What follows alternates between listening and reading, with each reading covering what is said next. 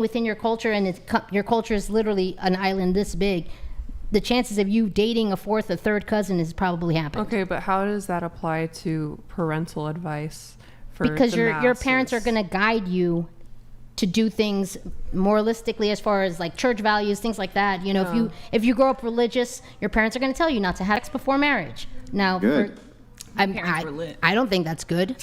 I'd like to know what I'd like to know what I'm getting into before I marry. Like, I'm not, like I made this point earlier today with the girls, was you test out the product before you buy it. No, my grandmother literally taught us you try the milk before you buy the cow. So I don't know who y'all's parents are. Maybe it's like a Louisiana thing, and they are crazy in Louisiana, but for the most part, a lot of the people that I've known. Yeah, but that's advice towards men. They're supposed to give that advice to women.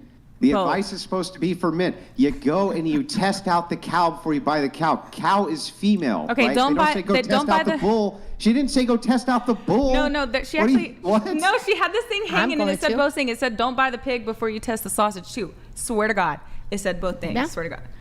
I need to know what kind of sausage I'm getting before I buy it. Grandma crazy. They are, the whole family. My mom used to tell me, if you're ever gonna smoke weed, just come to me instead. I don't want you smoking cigarettes. I'm like, damn, dude. Yeah, that's crazy. If I was talking to a guy for like 3 years and then we got married and then we waited to have sex and he couldn't please me, then I would honestly probably end up in a divorce because what? What if he was like good to you in every other way though? But if you couldn't please me sexually, that's a huge factor. Like, sex is a huge factor. Like, my grandmother told me, if you wanna keep a white guy, cup his balls while you're sucking his dick. That's what she said. Oh my God, my most recent. Yeah. That is no lie, actually. I just ran into that. That's what Grandma said. I want to know the stat of how many men have affairs on their wives that they married virgins. It's actually quite low. So your chance of divorce drastically go down if you get married as a virgin male and a virgin female. And your chances of stepping outside your marriage go drastically down as well. Yeah, that is not a problem anybody at this table is ever going to have, but it is, that is what the stats show. Okay. Well. So what is wrong though with like parents trying to guide their children in like the right direction? Sometimes parents can guide you in the wrong direction. For example, if you grow up in a super religious home and you're taught as a man not to masturbate because masturbating is bad, or that, self-love or self-care is bad, that guy is not going to really know what the fuck he's doing later on in life when he's trying to get involved in a relationship sexually. I think people figure it out. Yeah, but I mean, that's the point. The whole point is to attempt to keep a person chaste in order to keep their virtue intact. So, I mean, like, from your perspective, I understand what you're saying. You're saying, look, for me, I want sexual liberation and this type of thing. But, I mean, for most parents, they're going to want to try to keep you away from a bad crowd. They're going to try to keep your virtues intact, your reputation intact, because that does actually matter in life. It is part of success in life, is virtue. And that is a thing that used to be part of that whole culture you're talking about, pre-internet, same culture I grew up in. And virtues did matter. And you know what? Here's the thing. Everyone knew who the skanks were in high school, and we didn't treat them that great. That's just the truth. We didn't treat them that great, and they didn't have it great. Just saying. So I understand why parents would lean towards trying to keep those virtues intact for both their sons and their daughters. It makes a lot of sense. I mean, I'm of the opinion, and my dad convinced me of this just getting older, that the word of your parents is like the word of God. And unless they touch you, then what?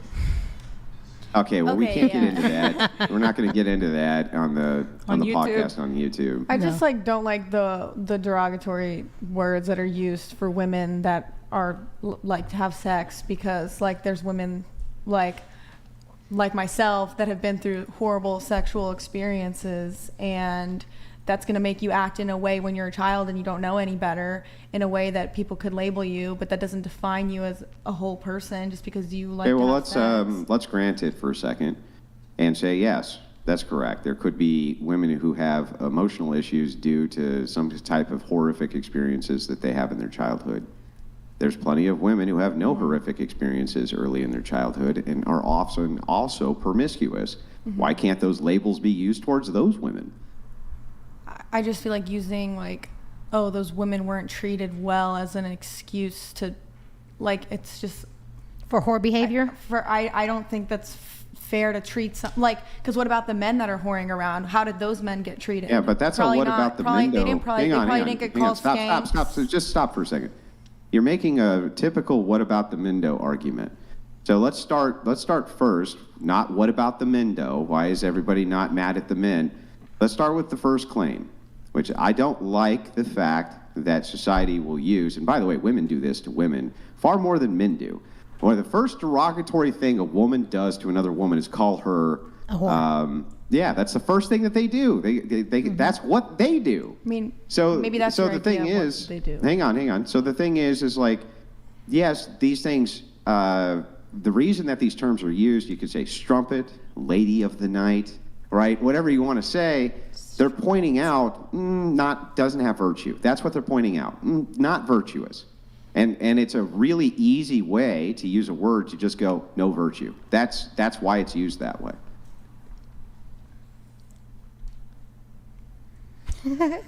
You stumped Do you her. have a response? Can I, Andrew? Do you hold the same views toward, like, do you find men who have like high body counts less desirable, or like they have less value? Do you view it the same way? Well, so let's dive into this. So there's a little bit of nuance here. I think what you're asking me is, do I think that men who are promiscuous also have lower virtue? My answer is yes. I think that they have lower virtue as well, but not less value in the dating market. It seems that women don't have the same preferences that men do when it comes to a higher body count. They don't seem to care as much about it. Yeah, in fact, they often seem to want to compete for men who have higher body counts because they have women all over them, and that's what they're competing over. So women don't have to compete for hierarchy, but they do have to compete with each other to grab somebody inside of a hierarchy. So that's been general human conditioning. So women are always competing with each other. So if women see other women gravitating towards a single man, they tend to compete more for that man. So it doesn't actually lower their value in the dating marketplace, but I think it lowers their value as far as virtue goes. I was just curious your stance on it in general. But also, women will compete for married men too. They see a ring on a man's Because finger they're high and it makes them value, more. yeah. Yes, exactly. Yep. Which do. But that's the same thing you're talking about. You're saying they're competing with a man who another woman desires, and that makes them gravitate towards that man. The same thing happens with women when they're going after single men.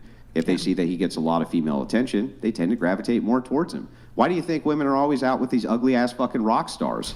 Right? They're always because they're super desired by other women, right? Even though they're ugly as sin, like Mick Jagger's not a good looking guy, No. but he's not having trouble. Steven Tyler, ugly as sin, Steven Tyler is one of the ugliest men I've probably ever seen. He looks more like a But woman than he's- most women I know. Yeah, but he's not having trouble picking up chicks. Dude, Flavor Flav. I just think it's that because they whole have dating money. show, are you But I bet kidding if they me? were ugly and didn't have money, then they probably wouldn't be able to get chicks. I don't think so. Yeah, I agree.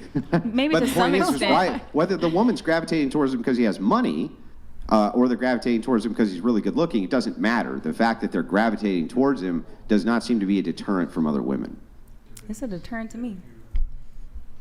Yeah, I'm sure to some women it can But be generally a deterrent, speaking, but yeah, no, I yeah, gotcha. just in generalities, yeah.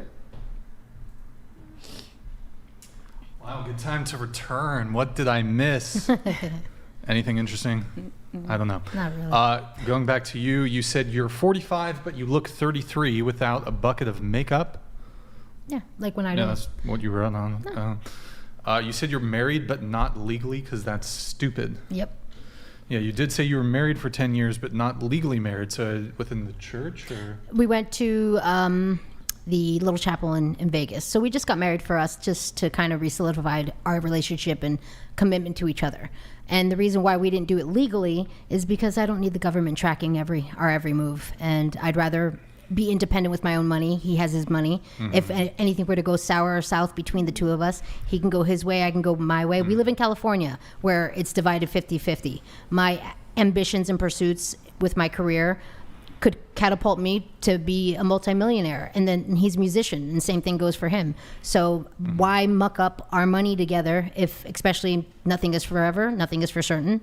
So I'd rather, him protect his assets, I protect mine. Yes. Now, you said that you're also a recovering sex addict with a high body count. And you said you didn't give us an exact number, but you said it was three digits. Yeah. Is that correct? Okay. Yes. You said you were dating strange men long before social media existed. This is true. You never knew if you would make it home from a date. This is and true. it was thrilling. It was because It was a thrilling time. I mean, look, as